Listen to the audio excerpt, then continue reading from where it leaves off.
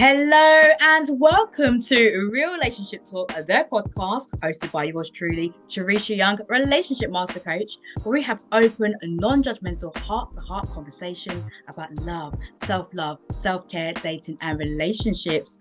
And for this week's episode, I am being joined by the wonderful Heather Tucker. Welcome to the show. Thank you so much for having me. It's such a pleasure. Oh, I just am so excited for this conversation. I've been thinking about it all day long. I really have done. So, for those that don't know who Heather is, I'm just going to share a bit more about who she is and what she does. So, Heather is a certified Christian sex coach with a passion for empowering women. As a best-selling author and expert in female sexuality, she helps women overcome sexual shame and release their sexy confidence, both in their personal lives and relationships. Heather's personal journey includes overcoming a 12-year sexless marriage, which inspired her to help other women reclaim their sexuality and live their best lives. Her unique approach combines practical techniques with empathy and understanding, allowing her clients to feel seen and supported as they work through their challenges. With over 20 years of experience as a wife, mother to three men, and a first-time grandmother, Heather brings a wealth of wisdom and insight to her coaching. Her warmth and authenticity makes her a trusted partner for women seeking to unlock their full potential. Whether speaking at events, working one-on-one with clients, or sharing her message through her writing, Heather is committed to helping women break free from shame and embrace their sexy, confident selves. Woohoo! Hey! Da, da, da, da, da, da. Oh, yeah. Embrace your confident, sexy selves. Absolutely love that. This is why I'm so excited for this conversation. So, Heather, that's a beautiful, beautiful introduction there. And it would be amazing if you could just share with us all a bit more about your journey and some of the key highlights and experiences that led you to being a certified Christian sex coach. Yes, I would love to. That's such a great question. Thank you. Um, So, yes, I grew up in a Christian home. My father's side is Jewish. My mother's side is born again Christian. They were in the mission field, my mom. And so when they got married, there was a lot of tension because two of those religions together is highly unlikely and had a very high chance of divorce rate. mm, And so his parents, my dad's parents, pulled away. My mom's parents pulled in closer. And because of that, that's how we were raised. There wasn't a lot of the Jewish faith, it was more so the Christian mm, dynamic. And as we grew into preteen, my sister and I, preteen, and then got into high school, and we started to feel things in mm. our body. Yes, as we do. My sister and I very, very close. We're only 1.5 years apart. I'm the older one. And so I was the one that started my period first, and I was the one that started to like boys first, but she was very quick right behind me. And so we shared a lot of nights together in our room talking about boys and talking about crushes and all of the experiences around just starting to feel these new things in our body. We had some questions, though, that our parents had not had with us as of yet. And so my sister and I decided together to come to my mom, who we were most comfortable with. And we had recently hung out with this incredible looking buff guy that we both had a major crush on in high school. He lived right down the street, and we were at the top of the hill, and his house was at the bottom of the hill. And so we could tell every single time he came in and out of the driveway. We even used our binoculars. We like looked at, oh, he's home. Oh, Yeah, we were crazy obsessed. And so this one day he decided to invite all of the neighbor, boys and girls down to his house just to hang out, have snacks and that kind of thing. And so we were in his house, and my sister and I, like, we're in his house. Like we were for real? yeah, like we just couldn't believe it. And so we were sitting on his couch, and he comes up, sits right in between us. And I think at this time my sister was 13 or so, and I was getting close to 15. He sat right down in the middle of us and he said, looked at both of us. Hey, do either one of you girls want to give me a blowjob? Ooh. Mm-hmm. Ooh. And my sister and I are like,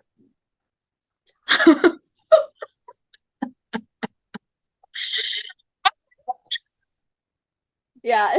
And so we said no, because we didn't know what the heck he was talking Yeah. about. We're like, maybe later. So we go home and both her and I sit down in front of my mom and we said, hey, so we were down at so-and-so's house and he asked us to give him a blowjob. What is that? And my mom, the way that she reacted, Teresha, was like, Yeah. who told you that? And she was livid. She's like, la la la, and she's just like in this panic mode, and we're like, whoa, like why is mom reacting like this? Yeah. And so she finally, the only definition that she said to my sister and I was, it's something sexual and you'll find out once you get married. So she never said the actual like describing of what it was. And so from that day forward, I felt so uncomfortable around the sex conversation Yeah. because she reacted with such panic and fear and anger. Yeah. I took that in as, wow, anything sexual must be bad, must Okay. be dirty, ugly, this really dark kind of thing. And I took that experience into my adulthood with all of my boyfriends and my first marriage and even my second marriage, who I'm still married to now. And because no one in the church had an open conversation with us girls or guys around our sexuality, around the normalcy of what we are feeling in our bodies changing and having desires and feeling aroused and wanting to touch ourselves, and like there was just no conversation. So a lot of my personal discovery of myself came with a lot of guilt and shame. Yes. So did I touch myself in my teen years? Hell yes. Yeah. Did it feel good? Oh my God. It was the best freaking thing ever. I'm Yeah. like, why does it feel like this dirty thing? Why does it seem like the church doesn't want us to experience this amazing feeling? And so I took that into my marriage. When I got married to my first husband, Yeah. he wanted me to touch myself in front of him, but I was not comfortable touching myself.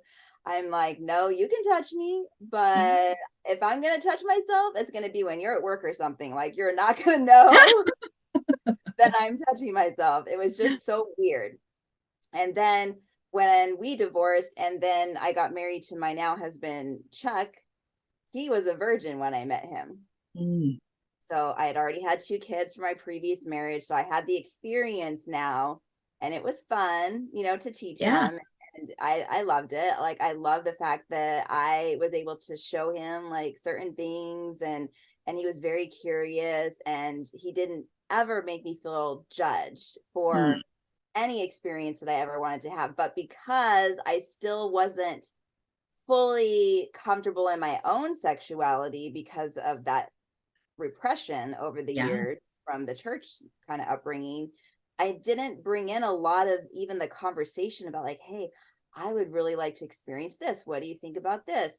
Or I still didn't feel comfortable touching myself in Yeah. front of him for years. And so that dynamic, because of my experience, that is what ended up as part of the reason why my husband and I became sexless in a Christian marriage. So both of us are believers. We know what the Bible says about coming together, and we know what it says that we shouldn't deny each one, one another. So we know all of that, but we still allowed those 12 years of no sex to happen. And when we came out on the other side of that, in my mind, I said to myself, I cannot let another woman, another man go through what I went through. And when I started to be vocal about it, You cannot believe how many messages I received from the Christian community, some positive, like, thank God someone's finally talking about it. Please Yeah. help. Like, please help me. Yeah. So that was one side. But then the other side, including my own church that we were going to, said, you can't talk about that. Oof. You Okay. can't talk about sex on your Facebook because the church follows around. They know everything what you're doing on social media. Yeah. Yeah. Their thought process is like, we want to protect the body of believers. So whatever their experience is around sexuality, they tend to bring that into their body that they are leading. And again, it's like a domino thing over the years. It's like they're uncomfortable, and then they're making their people uncomfortable, and then their kids are uncomfortable. And it's just this whole generational thing from the beginning of time, that Yeah. no one is comfortable. Yet Christians are one of the highest divorce rate couples in America, at least. I'm not sure about other countries. And Christians also in the USA, they are the ones that are having the least amount of pleasure.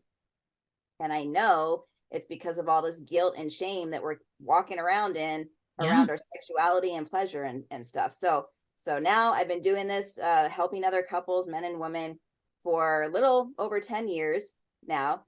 And Mm. I cannot begin to tell you how amazing the transformation is, not only in a couple's marriage in their bedroom, but what I teach them and all the strategies that I learned inside my own marriage that I'm then passing down.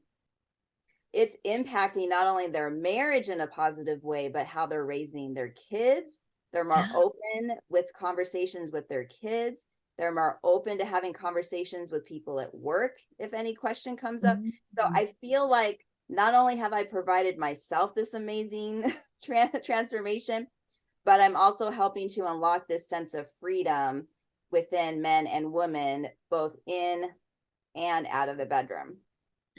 Wow, that is such an incredible journey and experience that you had from childhood all the way up to your adulthood. And it's really interesting when we think about just how much our parents can influence our decision making going forward. In that one moment, everything can change. In that one moment when you spoke to your mum about the blowjob, suddenly your whole perspective on what sexuality means, pleasure, and changed in that one moment, and it was carried into your next relationships. So, just going back to your experience then, because you said it was a 12-year sexless marriage that you had. Now, was there a catalyst that triggered it, that triggered that sexless period? And I'm really curious to know, how did you move into into having sex again? How was that possible? It was a very long, dark journey. A lot of me going to bed every single night, crying myself to sleep, losing hope, starting to even question God himself, Yeah. because how could you let this happen, God? If you say sex is important in a marriage, why are you allowing this to happen? I've been praying about this for years. So not only did I begin to question the marriage and divorce came up, but I also started to question my relationship with God too, because, I knew that sex was important. So, you know, but what happened was, yes, there was a definite catalyst. It took a long time though for us to realize where that started, because when you're married and you're together every day and days start to blend into days, you don't really, unless you're super intuitive and like mindful, and you're so in tune with where your marriage is at every single second of the day. Yeah. And I don't run into any couples where they're that in tune every day. There are couples that they might realize stuff after a couple of months, and that's still pretty good, I think. But we didn't realize it, and we also were taught in the church that therapy is reading the Bible instead of Mm. going to outside help. So we didn't think that that was an option either. We didn't think that that was something as a believer that we could do.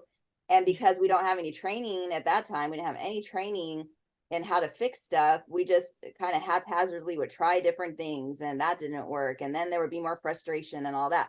But for us, what happened was our sex life with my second husband. Oh my God, it was so good. And Yeah. because he was so open to me training him, you know, if you will, Mm-hmm. he was like, yeah, let's, whatever you want to do. Like, I just want to make you happy. I want to please you and all of that. And so I was so happy for the first couple of years. Then we decided to have our own baby together. Mm-hmm. And the making of the baby was amazing. Yeah. Okay, What? the climaxes were incredible in the beginning, but then we had one miscarriage, and that happened at about 4 months. Then we got pregnant again, and same thing at almost 5 months, another miscarriage. No explanation. The second one, they did the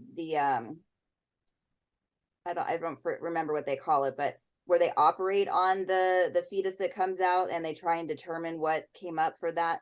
So we tried to figure it out, but we never could. But both of the hearts stopped beating with no explanation. So I had no idea what happened. But those two miscarriages were so traumatic. Yeah. Because we had already started to feel things. And of course, I mean, almost 5 months I'm showing. So I was already in pregnancy clothes and everything, you know? And so when those happened, I went into a very deep, dark pit of despair. There's a Bible verse that actually talks about how God rescues us from our pit of despair, but we have to be the one that reaches our hand out and asks for him to pull us out. Well, for me during that time, I didn't want to talk to God. I said, you allowed this to happen twice? I don't think so. I don't want to talk to you. Yeah. And so I felt like I just walked away. I'm like, I stopped reading my Bible. I stopped going to church. I stopped even like waking the kids up to go to church on the weekend, took them out of youth group. Like, we just stopped going for almost a year. And then finally, around the 8-month point or so, I started to feel, maybe this wasn't God's fault. Maybe he's not mad at me. Maybe it's just nature. And maybe those two miscarriages were a part of the plan. I don't know what the plan is, but maybe it's a part of my story, even though I don't understand it. So my heart started to open back up a little bit again. And we decided to go back to church. And I decided to go up front for prayer. And then my husband went with me. And the pastor brought up some other ladies that had experienced miscarriages. And then more women came. And then it became this I mean, I don't even know how many people came around me because I was bawling my eyeballs out, standing in front of the church asking for prayer. All I remember is so many different hands on me, and so many people I'm hearing, yes, Lord, yes, Lord, yes. And everyone's in agreement with the pastor. And then when I left that day, I remember thinking, wow, I just healed a lot more. And my hope was reignited. And so Chuck and I went home and we're like, okay, are you ready to try again? Yeah. We're like scared, but you know, let's try again. Then this time around, it took almost a whole year for us to get pregnant. And so I started to lose hope. Maybe we can't have a baby together. I still remember this one day at church while we're in the middle of trying. So it had been months. My oldest son, I think it was either my oldest son or my middle son, he brought home a Bible verse. It was a Bible verse of the day. And it said, see, I am doing a new thing. Can you not perceive it? And even though that verse was for him and his little study group, I felt like it was God talking directly I mean, we can't normally hear an audible voice, but Yeah. in that moment, I felt like God was talking directly to me through that verse. Yeah. And so that verse gave me this faith that I have never had, this assurance and a knowing that we were going to have a baby. So I get pregnant with Josh, who's downstairs sick, by the way. He's home sick today. We get pregnant with Josh, and I was sicker than a dog. I was so sick that we went to the hospital, and I had to get a PICC line put in me. It ended up going right here. Ooh. A constant dripping of IV fluid. I had to walk around with a bag, drag it around. And my husband Chuck had to put nausea medicine. It was the same medicine that they give cancer patients. It was like that strong because the other ones weren't working. Hey. And so he became my nurse the entire pregnancy. I had to wear that thing all the way until I was maybe 7 months, I think. And then they came and pulled it out at home. And then Josh was born. So everything was great during the delivery and everything. And we went all the way up to, our first appointment with my gynecologist, who was, gonna release us to have sex again. And so we get there and she says, yep, everything's great. Go at it. You guys can go and have sex again. So I'm like, yay. And so I planned like this amazing romantic dinner and this amazing time. My mom had taken the kids to watch over her house. I got myself all dolled up in like the cutest little red and black. I love red and black. So this cutest little red and black negligee, got my face on, my hair done, everything. I come downstairs and my husband, he notices me. He goes, like, ooh, but then here's the thing that happened. I approach him exactly the same way as I had always done for years. Came up to him, put my leg on top of him. Yeah. I start, feeling him, and I start to kiss his neck, all the things that he loves that turned him on so much in the past. But what he did, instead of embracing me and being excited about our time together again, like I was, Yeah. he took my body, picked me up, and put me to the side, and then put me down with no words, nothing. And so I was shocked. I'm like, what just happened? And I said, are you okay? Like, I got myself all dressed up. Like, Yeah. I'm like so excited. And he said, nope, I'm just not in the mood. Sorry. I was like, oh, bummer. So I go up, take off my makeup. I'm a little teary eyed, not that much because, it hurt my feelings a little, but it was more like disappointment. Yeah. Then a couple days later, I decided to try again. Same thing. And that started this pattern of me wanting sex, Yeah. approaching my husband, and then my husband saying no, and then me asking him, why don't you want sex? And then him saying, I don't know. I'm sorry.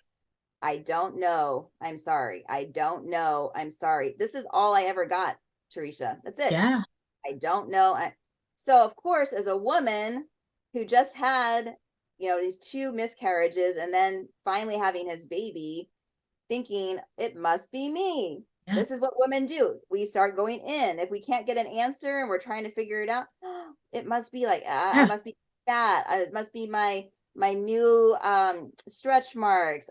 He must not, like, maybe him seeing the baby come out. Like, Yeah. now he's turned off by my vagina. Like, I was just trying to figure it out. And I asked him, is this what it is? Is this what it is? And this went on for months and years, Yeah. condensing 12 years. But this went on. Is it this? Is it this? Is it this? And him saying, no, it's not that. It's not you. It's not you. It's me. And all of that. But he would never like open himself up to it. So that went on for 12 years. Very, very, I mean, I can't even describe the frustration, part of that. So this went on until this one day I read in scripture that it's better to live on a rooftop of a house than with a nagging wife. Okay. So, So when I read that verse, I'm like, oh crap.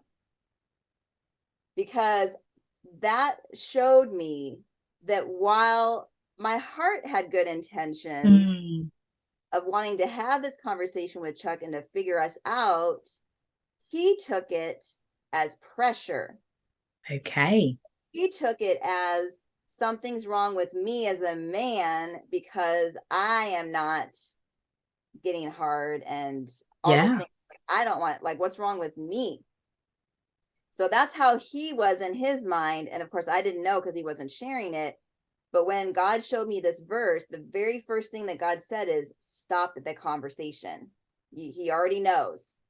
12 years. He already knows. He knows how you feel. You don't need to bring this up. He's not a little boy. You're not his mom. You don't need to make Huh. him feel like crap. You know, like you haven't put your clothes away yet. You know, like with our Hmm. kids, like your husband is not a little boy. He doesn't need to be told over and over. So that was the first thing that I did is like, I'm going to stop having this conversation and I'm just going to allow God to do his thing. And that's what I Wow. did. You took your hands off the control. Yeah. Now tell me, and firstly, I really want to witness that journey that you have shared with us because it's incredibly inspiring and deeply moving as well. I cannot imagine what it felt like to have two miscarriages and to experience that grief that comes alongside of that, let alone trying to nurture a relationship as well. You've got two people experiencing very traumatic experiences, Yes. what you went through. And I can only imagine that that was hugely impactful on your husband's belief about himself, about the like the attachment as well, and the connection that he had with you. Like it probably would have some sort of bearing on that too. So you moved to that point where you got that scripture, you took your hands under control, you stopped nagging, you stopped nagging your husband. Now, how quickly, how quickly did your sex life recover after that? Hmm. Well, what I noticed right away was that he started to come home on time from work again. So there was an avoidance Hmm. practice happening there at that time. Interesting. I Okay. didn't know. I didn't know. He would just tell me I got to work late. But what I didn't know was he was so tired of, this nagging conversation that he just felt this pressure every single time of being in my presence that that's where the conversation was going to go. Okay. Yeah. So when he started to notice that that conversation wasn't happening, Yeah. without even him asking me about it, he didn't say, I noticed you haven't asked me. He didn't, nothing. Mm. It's just all of a sudden I noticed that he started to come home earlier from work and that he was open to sitting on the couch with me. Before, what he would do is he would come home and he said, I need some time alone to just decompress from my day and everyone else's energy at work, and my boss is an ass and blah, blah, blah. Mm. So I took that for what it was. I thought, okay, I get it. But what I noticed was he started to come home earlier, and Yeah. then he didn't go into the garage. He would sit by me, sit by me. He would grab my hand, and he was taking the time to ask me how my day was. How were the kids? Did they give you crap? Mm. Give you crap today? Is there any parenting I need to do? Yeah. And he became interested. Yeah. Became Yeah. interested in Heather as a person again. Mm. And that's how it started. So it wasn't the sex that came back right away, it was the emotional connection and the non-sexual touch. So Yeah. there was more of snuggling. With if we were watching movies, he started to pull me closer to him again and have me lay my head on his chest and grabbing my Yeah. hand. He was doing more thoughtful things for me around the house if he noticed I was on my period, let's say. Yeah. He was bringing me home flowers, he was bringing me home chocolate. So he started to invest again in my care. He started to nurture me as a woman. And Mm. that really spoke volumes to me. And it showed me that I was on the right track. Yeah, absolutely. Those are huge signs. Is that closeness, that intimacy? Because intimacy isn't just about sex, of course. No, intimacy is the closeness that you Yes. feel with somebody. And slowly he was bringing back that closeness rather than the distance. And it's interesting because when you were speaking, you were talking about like nagging like a mum, when you're on your kids, like, have you done this? Have you done that? And it's almost as if like when you stop nagging, you did become Heather, the wife again, not even like Heather, maybe the mum. It might have been coming over a very motherly energy by the nagging, for example, Yeah. that was going on during that time. Yeah. And So again, I was clueless yeah, because when I would go to Bible studies, they're like, well, have you talked to him? Yes. Well, did you talk to him again? Yes. Okay, keep talking to him. So this is the advice that the church gives too, is, yeah. if something's not happening, you have conversation, but they don't share when does it hit the nagging point. They never Mm, talk about that. yeah. So I had no point of reference. I didn't know what I was doing. I thought I was doing the right thing. Well, absolutely. And then it got to the point where you received a message and it was like, just maybe do something different. But Yeah. that's the definition of insanity, isn't it, by Einstein. If you keep doing the same thing over and over again, you get the same results. So Yes. it's about just switching it up. So just to go into a little bit more, that first occasion when you had sex with your husband, again, after 12 years, was it like the most incredible experience for Mhm. you? Yep. Yeah. Yeah, because it's interesting when there's different seasons of marriage. There's that honeymoon season, and then there's we're trying to make a baby season. So a lot Mm, of times after the trying to make a baby season, because you made it all about ovulation and this yeah. is an appointment of when we need to have sex right now, Yeah. you do tend to take off the spontaneity and the adventure and the passion, like a lot Yeah. of like, where you see each other across the room and you're like, damn, Mm. you look incredible. Oh yeah. You start to get, the wetness and you're like, I need you Yeah. right now. Yeah. So all of that seems to go away when your focus is the kids. So what I noticed is that started to come back, Mm. and he was saying that to me too. And then he might kill me for saying this, but I don't care. This is gonna help people. So I started to notice that when he would see me, that he started to get a little Mm. going. So I started to notice that again. That got me so excited because I'm Mm. like, "Oh, he still wants me." Because Yes. for so many years, I thought he doesn't desire me anymore. And I was questioning my womanhood and my femininity and Mm. all of that. And so when I saw that he still wanted me, oh God, like even just talking about it, I get the little like Yeah. goosebumps, like, Uh, ah! Like yeah. it makes me look forward to when he comes home in a couple hours. Yeah. So I started to notice that, and then he started to notice. And Mm. so we didn't make a plan. At first I thought we needed to make a plan because I'm like, this might be awkward because we haven't come together in like so Yeah. long. But we didn't need it. Yeah. It was just both of our bodies knew it's time, like we're both ready. And because we had reestablished the emotional connection and the romance, there was a lot of romance that was happening, and the non-sexual touch, because we had done all of that, Yeah. I believe that when we did finally come together, it made the pleasure and Mm. the climaxing Yeah. that much stronger, because I remember when we climaxed, it was shortly after one or the other. It wasn't right exactly, Yeah. but it was shortly, like we are kind of on the tail end of it.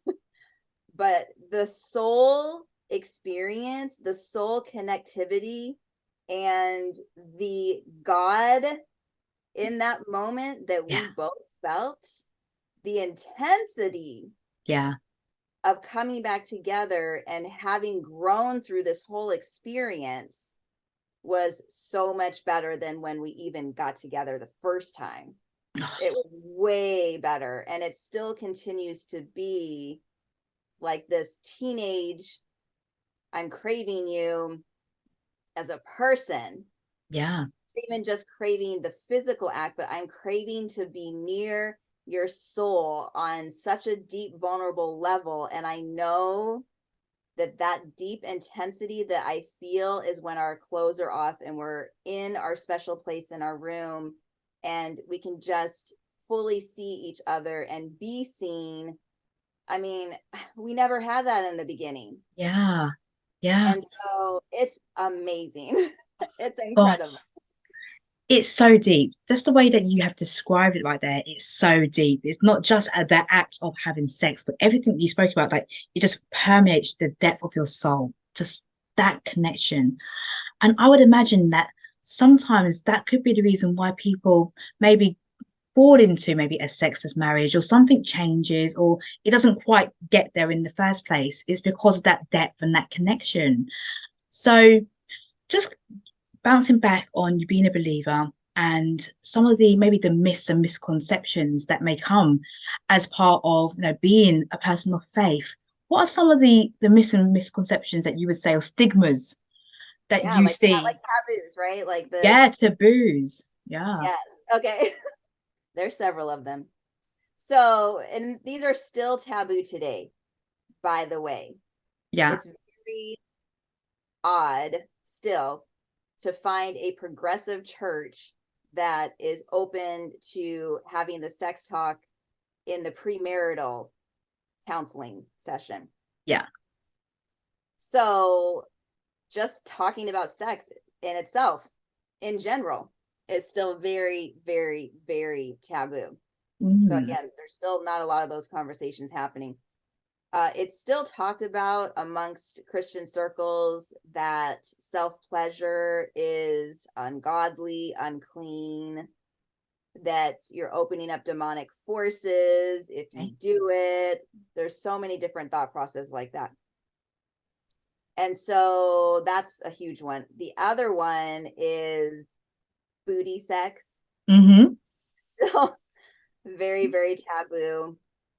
Now, these two things, what I have heard in the church myself, and then what other couples that come to counsel with me is my pastor says that this verse correlates with the why behind us Yeah. not being able to touch our own self or Mm. open ourselves up to booty sex. Mm-hmm. Now, I say to them, okay, I understand because I heard the same thing. Have you yourself opened up those scriptures, read in context what the whole chapter is talking about? Yeah. Are you getting a sense yourself that, God says that's not okay? Or do you feel a no? Do you Yeah. feel in your own spirit, God does not want me to do this? Or is it another person's voice in your head Mm-hmm. that has made you feel uncomfortable? And that created a deep belief that you need to now deprogram yourself from. Okay. A huge part of the work that I do is helping couples to Yeah. deprogram some of these belief patterns because they can get in the way of our pleasure. And every single time that I ask a couple, they say, no, I have not read that myself. I have not gone back to the original text, the original language to see what it is that they're even talking about. I said, go do that first Yeah. and then come back and tell me what your personal feelings are after you've prayed about it. Ask God to shine his light on the word. Mm-hmm. They every single time, and I've been counseling couples now for over 10 years. Yeah. Every single time they're like, Heather, it doesn't say anything about not being able to do that. Why Mm. why is I said, I don't know. It's got to be their own thought process, their own personal experience. They might not be comfortable with their own sexuality themselves. Yeah. Yeah. So this is how I help couples to set themselves free because our relationship with God is personal. Mm. You have a relationship, your own. I have my own. Some people choose to not have their own. That's totally fine wherever you're at.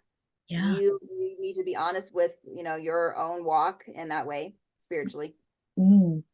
But if you're still wanting to be engaged with God and understand what his word says, he wants us to test and see what is true and what is false. But, we have to do that for ourselves, which is why he gave us our own minds and our own spirit and our own personal connection with him, so Yeah. that we can come to that solution and that final answer for ourselves.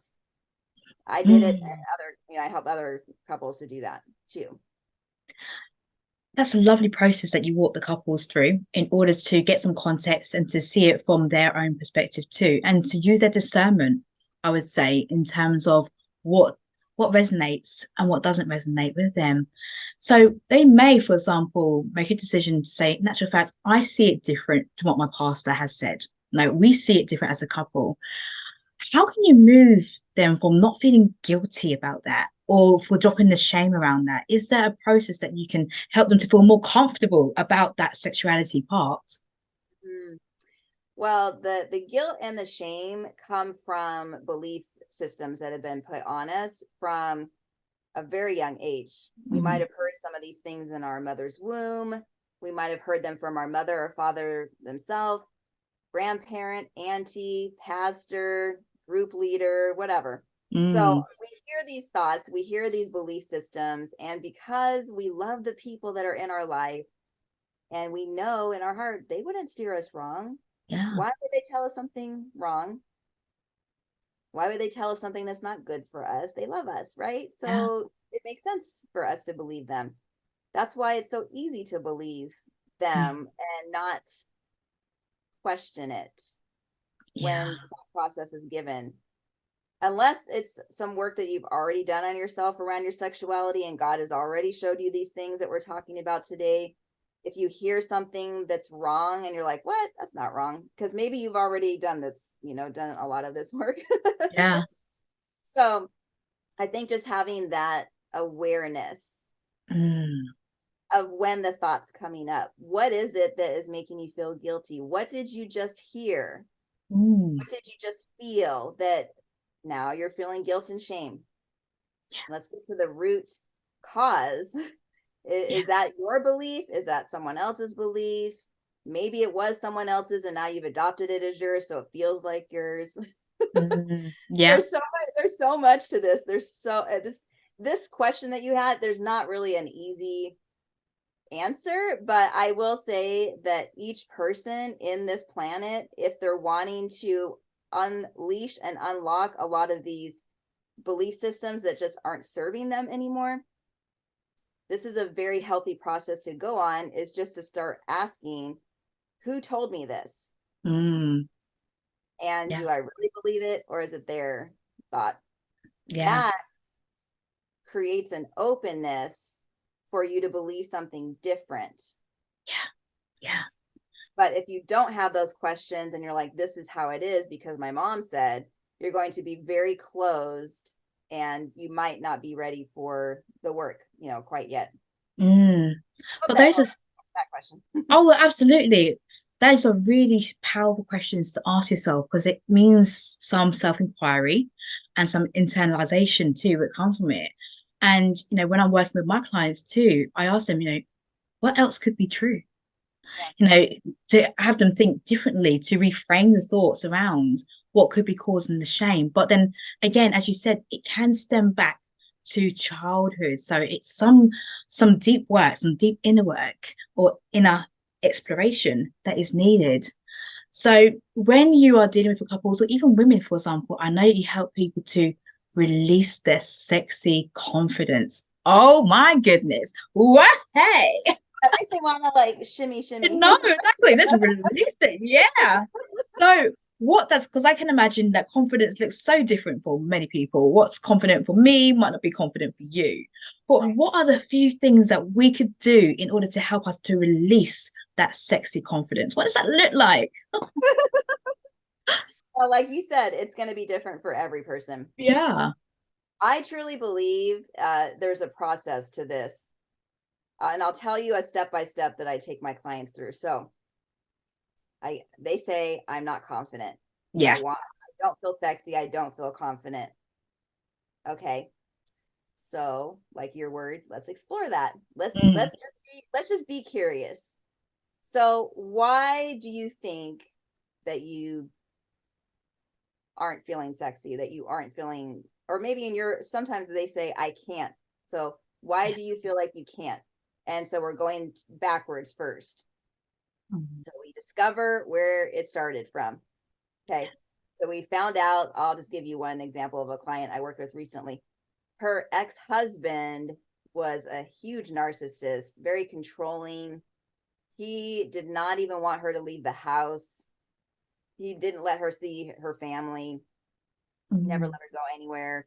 He said, I'm the only man that will ever love you, that will ever accept you and all of your all the negative things. So he was only telling her negative stuff every day. She finally gets out of this relationship. There's a period of time, and then she meets her new husband, who she's now married to. Now, because most of us as Christians, again, are not told we should go to therapy, Yeah. therapy tends to be off the table. We're not aware that what happened in the past is going to affect a future relationship. We're not told that. We don't get it. We just don't get Mm. it. So she gets married to this lovely man. He's amazing. He loves her kids. He treats them like they're his amazing man, very open, very giving her compliments all the time, telling her how sexy, telling her how hot. She's not believing it. No, I'm not. My ex-husband said I was a piece of Mm. crap. Yeah. He said, look at that fat by your bra line. You're so gross. Mm. So she's not even believing her husband, Yeah. who has never done anything to show her that he doesn't feel in the way that he says. But she's having a hard time believing it for herself. So, in this process of working together, I show her, has he given you any reason to make you feel like you're not loved or sexy or no, never. So, is it possible that how you're feeling today has nothing to do with your husband now, has nothing to even do with you as a person right now? It has everything to do with this previous man Yeah. that puts all of these thought processes on you.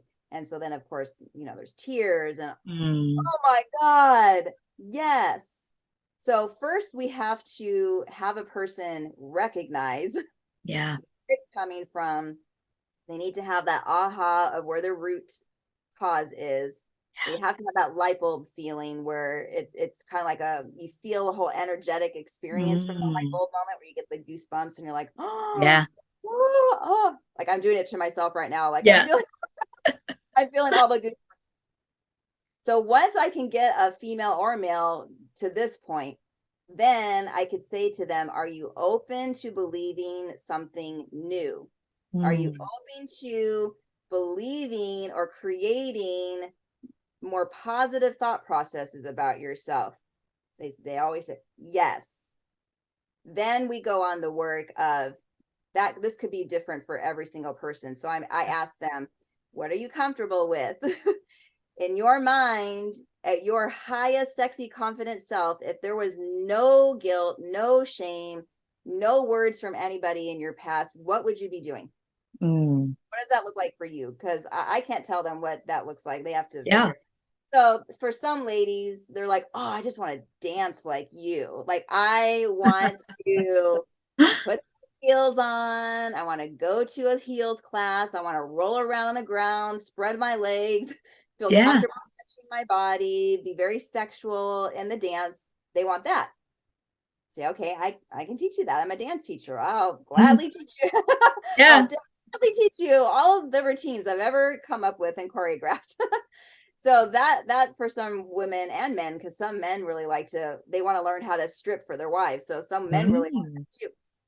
So sometimes it's dancing. Sometimes in their highest confident self, they imagine themselves getting up onto stage and leading an amazing talk at their work.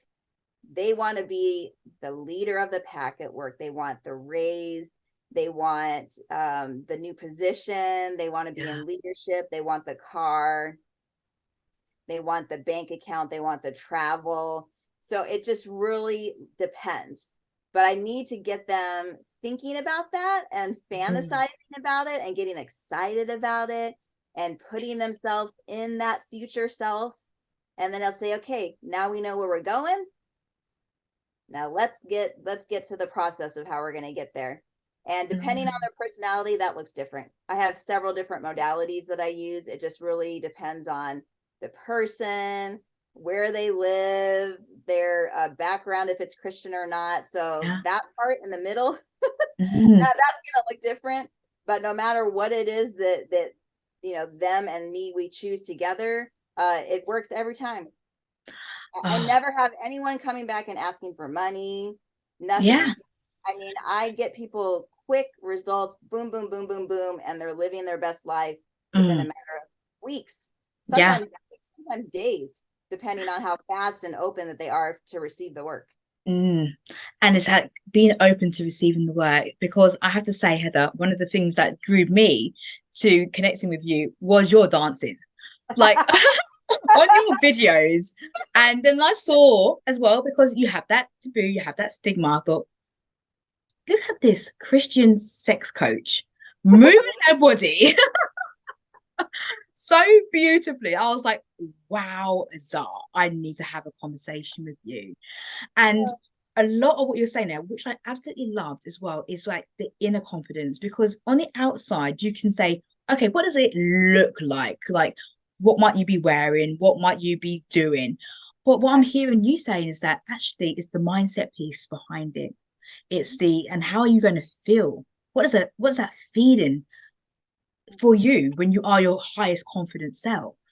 So that takes definitely a lot of exploration there to get there for it. But then I love what you're saying. It could be dancing, it could be moving your body as well, going for that top paying role, the fantasizing, the visualization. It's really powerful, actually. The imagination is so powerful for us to manifest and to attract what our desires are, what our goals and our dreams and the desires are. That's so, so amazing.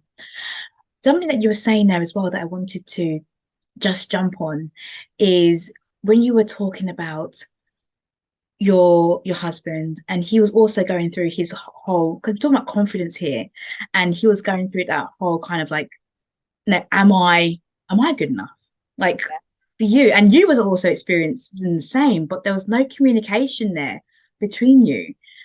Now, on reflection, what would you say has been some of your key learnings, your growth experience during that time for you? What did you learn about yourself during that time? Girl, I'm still learning. We're never done. We're never done until we get home. You know, one of the biggest things is I thought I could control everything. I thought I could create this bubble of experience where I would never have marriage problems, and that my kids were going to be these perfect kids if I had them in church. Yeah, that is something that got debunked very, very quickly. And so what I had to realize was, you know what? We only think that we're in control. There's this facade that we can create, that we make ourselves feel comfortable with life, and we can put a bubble around us so we don't get hurt. But that is all a lie that we are telling ourselves, because God, if you believe in God, sees and knows our beginning until end. He knows what needs to happen next for us to get to the next point that we go to, and the next point. And so while we think that we're trying to control all these things so that we don't get hurt and they don't leave and I don't get rejected and whatever, sometimes in order for us to get over here, we need to be rejected or abandoned or made to feel like crap. God knows that those situations will grow us into a better human being. Yeah.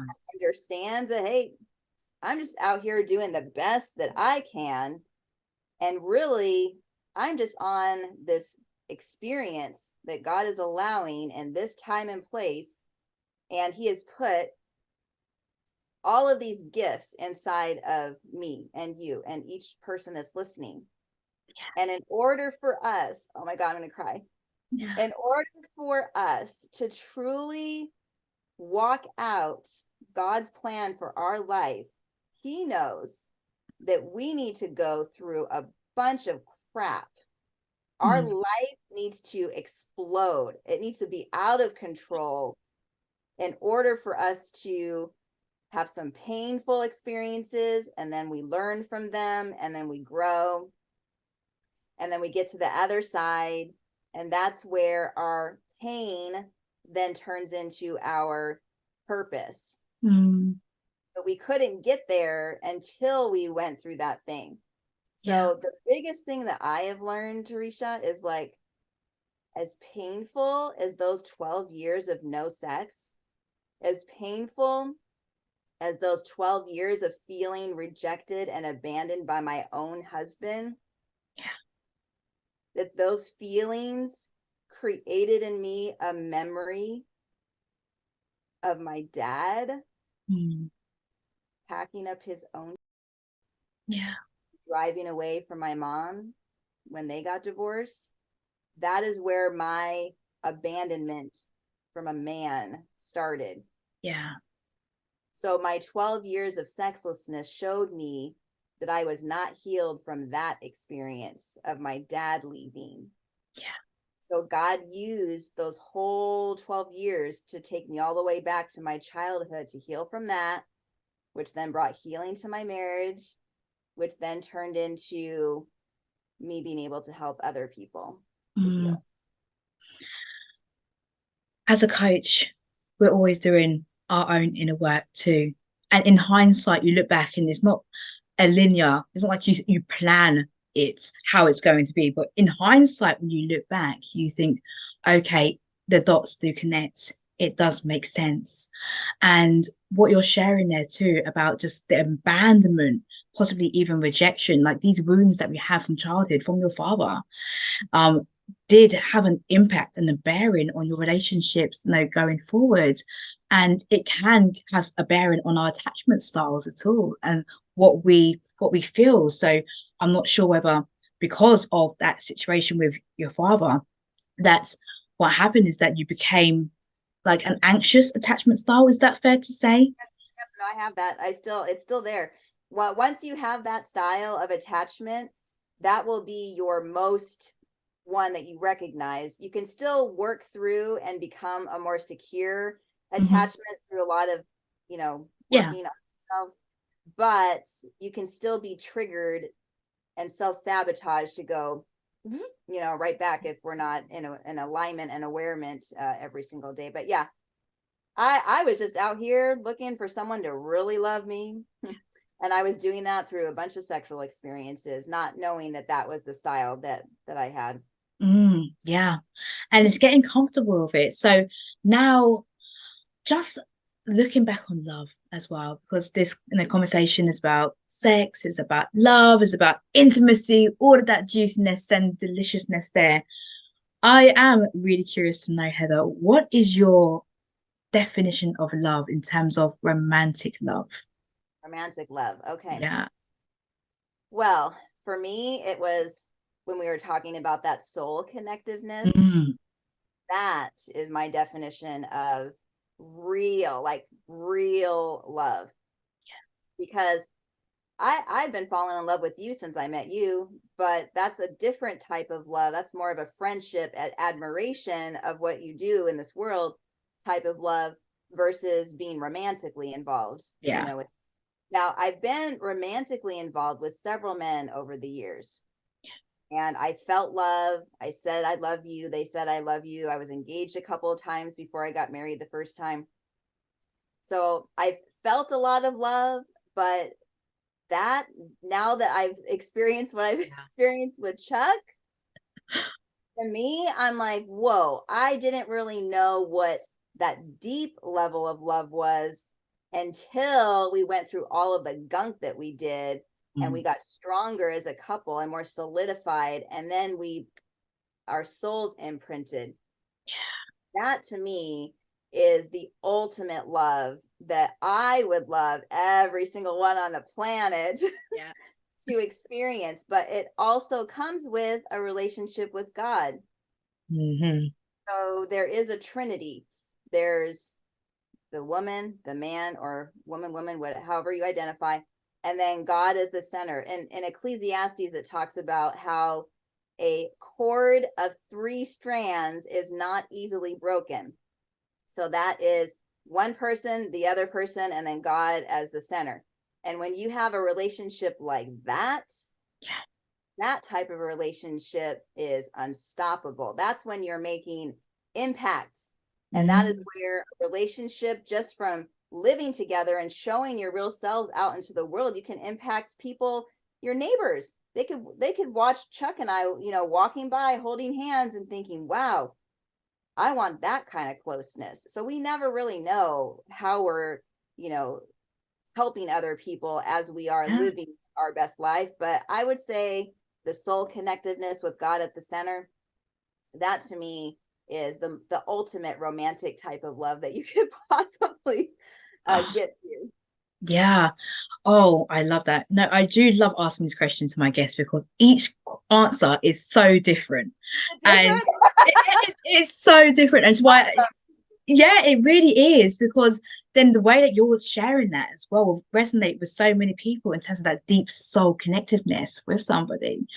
And of course, you've spoken about being a Christian sex coach. What I'm hearing is, however, that you don't just work with Christians, you work That's true. with you work with people who aren't of a believer as well, which Yes, is yeah. Yeah, as a awesome. matter of fact, I advertise Christian sex coach because that's my background and I truly understand the Christian community. And so I will make a huge impact. My goal is to impact over 3 billion Christians in the next 10 Wow. years. That's a goal that I have. Yeah. I'm going to get there. And that's going to take, other people coming alongside of me and us doing it all together and us going and talking to churches and being like, we need curriculum. Come on. Yeah. We need curriculum. Yeah. And so yeah, like that's a huge goal. That's a huge goal of mine. That is so much, and you will achieve it. You will. That's something that's completely Yes, I work doable. with everyone. I have clients that are agnostic, atheist, Jewish, nothing. They don't identify with anything. Yeah. They just can tell, oh my gosh, we're experiencing something that's not right in our relationship. Heather, I'm really comfortable with her. Let's go and talk to her. Mm. That's so good. So, in terms of the sex topic as well, for people who are listening to this conversation, if there was one thing that they could do right now to kind of start them back on the sex process or to help them just feel comfortable with sex, what could they do? Oh my gosh, I love that you're asking this. Okay, so I always bring everything back to scripture. Yeah. You'll get that when you follow me. So I would say, in order for a relationship to be impacted in a positive way in the bedroom, okay, man, wife, whatever that looks like, whatever dynamic, you have to get comfortable with yourself first. Like you have to Mm. own your own sexuality. And if you don't know how to do that, just spend some time with yourself. And if you need help, then you can come and ask me and I'll There help we you. go. Yes, I equate that back to Psalms 139. Okay. God says that we're fearfully and wonderfully made, and that He was there when we were knit together in our mother's womb. Mm. Now, what that tells me in the area of sexuality is if God made me on purpose, my hair color, my hair texture, my Mm. skin color, everything about me is on purpose. What I desire, okay, what turns me on, Yeah. what I need to happen in the bedroom for me to have a climax, Yeah. different fetishes, different fantasies that I need to fulfill. If that's in here, if that's in me, then that means that God has put that Himself on purpose. And when you can come to that realization that everything about you is on purpose, The Mm. faster you'll be able to own your own self, because now that's your own truth, that's your sexual truth, okay? Then you will be able to, in confidence, because now you've owned it, you believe this is me. Yeah. Now, in confidence, you can go and speak it out loud to the people in your life. Oh, wow. Now, everybody, just let that marinade. Listen to what Heather just said there. That was absolutely beautifully spoken there. Absolutely. Take that as a key takeaway. Normally, I would say towards the end of the discussion, can you leave our listeners with one key takeaway to help them on their life, love, and journey? However, I feel like what you've shared there possibly is a one key takeaway. Not unless you have that you've left there. Not unless there was anything else that you would love to share with the listeners to help them move forward too. Yeah, No, I think I feel like we've tapped into yeah. every single, good thing, as God says.